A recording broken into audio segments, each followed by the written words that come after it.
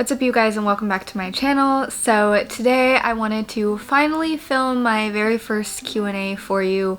I talked about doing this for the past few weeks just because I had finally hit 500 subscribers and decided I want to do a little bit of a get to know me video and chat and answer some questions that I have been getting or have gotten in the past. So today I wanted to do that. I hope it's a good video and that you all enjoy it just as much as my photography focused videos, and let's get right into it.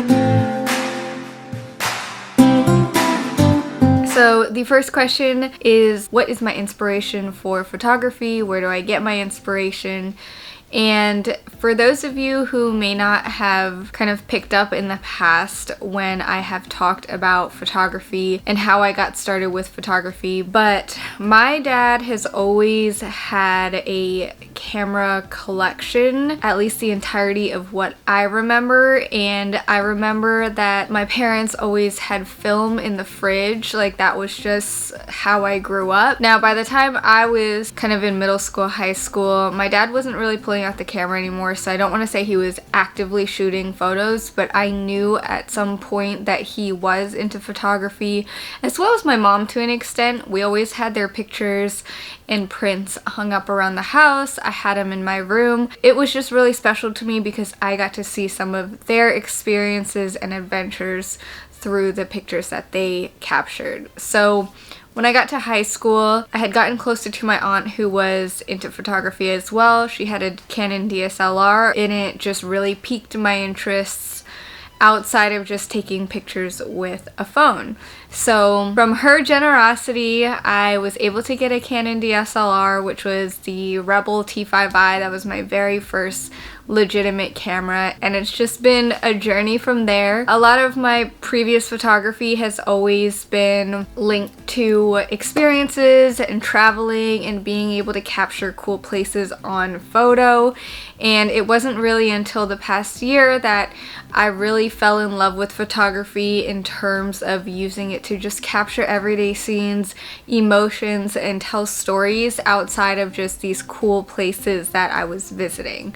So that's where a lot of my inspiration lies now, is not so much in traveling and experiencing cool spots, although I still really appreciate that. Obviously, with a lot of my hiking videos, you can tell I love seeing just nature and cool views, but also at the same time, a lot of my kind of drive for going out and taking photos really does come from the simple want to capture scenes in a very sentimental and almost emotional way. Of course, seeing other people's photos helps a ton. I, as maybe a lot of my subscribers do as well, but I follow a lot of YouTubers who are photographers and kind of are on YouTube to share their photography journey. So I definitely get a lot of motivation from that, but in terms of just inspiration, that really does come from simply wanting to kind of have this repository of all my own photos so that I can look back on them and one day maybe my future kids can as well.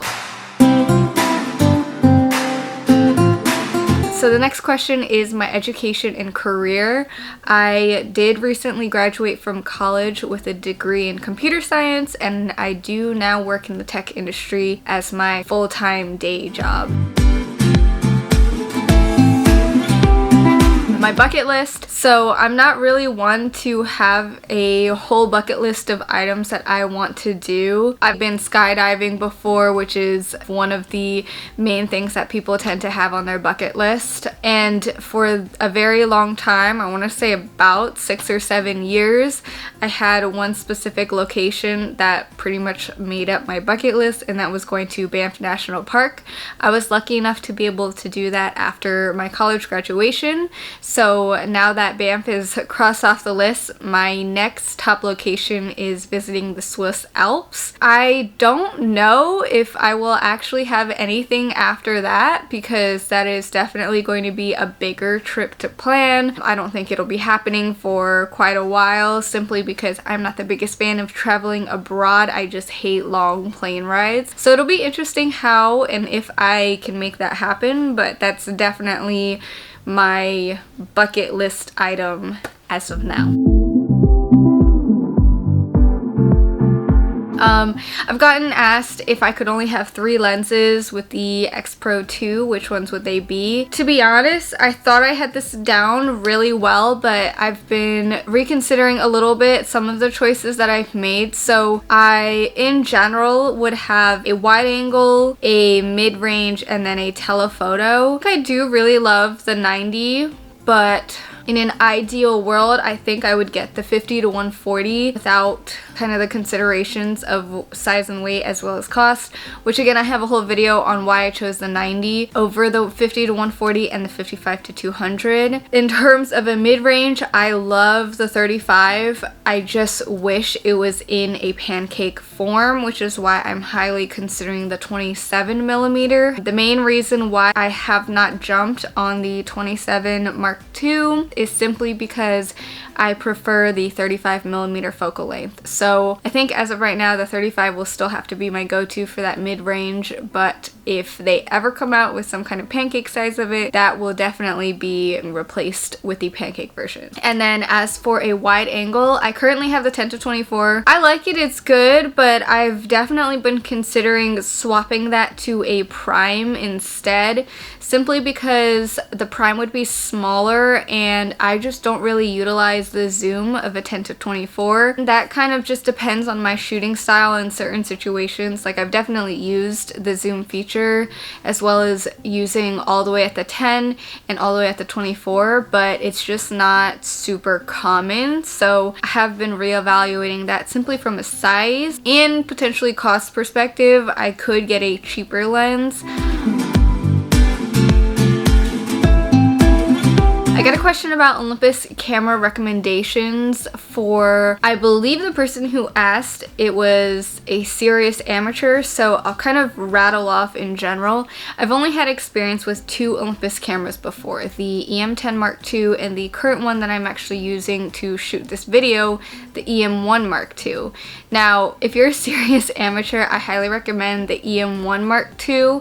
Even from an amateur camera perspective, it is well within a good budget for a camera that performs as well as it does. The size is also great, and then there's just a ton of different features on it that I think makes it a super capable camera, which is why, you know, if you're on the budget of maybe someone who is an amateur who doesn't shoot professionally and can't justify spending $1,500 and more on a camera, the Olympus EM1 Mark II or even Mark III, if you want that instead, is a great option. In terms of someone who is getting into photography and or someone who simply wants a camera to travel with or just bring around, highly recommend the EM10 Mark II, 3, or 4, but I've only had experience with the Mark II, and even with just the Mark II, it was phenomenal. The image quality was great considering it is only a 16 megapixel camera, so that is going to tell you that even though people talk down on anything like under 20 megapixels, that camera is awesome, puts out really great images. I've printed my images taken on that camera, have no issues with them, so that I highly recommend. In addition to the fact that it is tiny, the lenses are really small. You can use Panasonic lenses as well because they're both micro four thirds system, and Panasonic has a really good 12 to 32 like tiny little lens, so that setup makes it really great if you're kind of out adventuring and gives you that standard wide angle look. The next question is, where did I live before the tri-state area? So I currently do live in the tri-state area. I would consider myself in the Northeast, but I'm really not that far north. Previous to living in the tri-state area, I did spend some time out on Long Island, which is still considered the tri-state area, but it's not where I live currently. And previous to that, I lived in Virginia. So there's definitely a lot of differences between where I lived in Virginia and now being so close to both mountains and to New York City, which is one of the biggest cities in the world, and that really has not sunk in very much.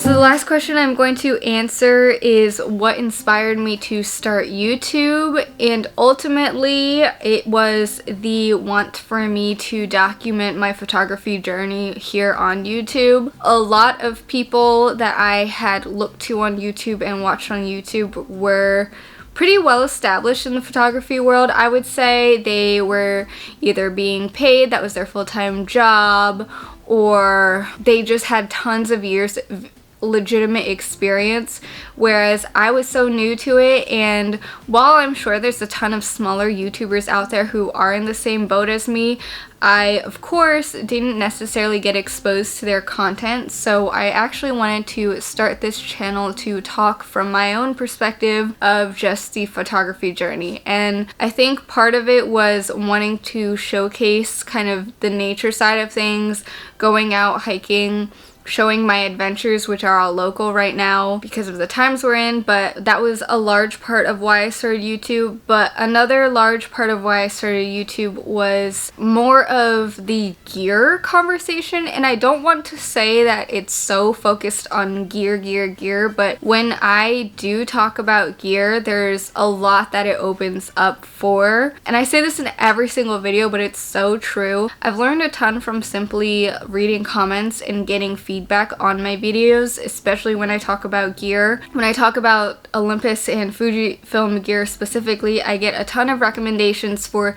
things that I could do, things that people have learned, reasons why people made certain decisions that may be the same as me or different from me, and it just gives me a lot of other perspectives to look into in terms of improving my own photography. I didn't really expect as many people to be engaged with my content as there are. I didn't expect as many like educated people to be so willing to offer advice, which is something that I just am so beyond grateful for. It is the biggest, most pleasant surprise that I could have gotten from starting this YouTube channel, and that's what really keeps me going. But ultimately, at the root of it, I started this channel to really share my journey. It's just a cool little community that I've built on my channel, and I say it in every single video, but I really appreciate everything in terms of people commenting advice for me or just being engaged with others' comments here on my channel.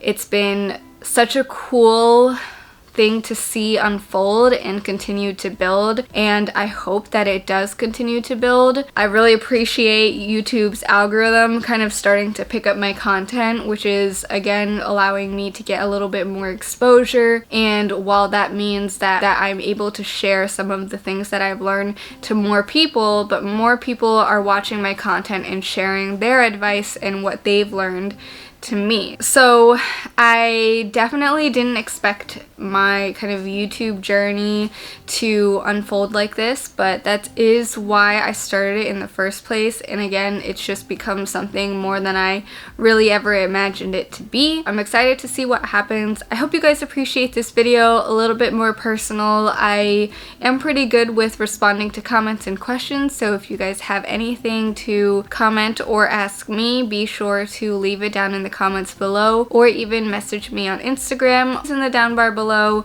including my portfolio, which I share a lot more photos that I've taken, both film and digital, and my prints that I have made available to be sold online. I hope you guys enjoyed this video. Please be sure to give it a thumbs up if you did. It is definitely a little bit different, not my typical photography related content. If you want to see more of that photography content, whether that is film photography or about Fuji or Olympus gear, be sure to subscribe to my channel, and I will see you guys in my next video.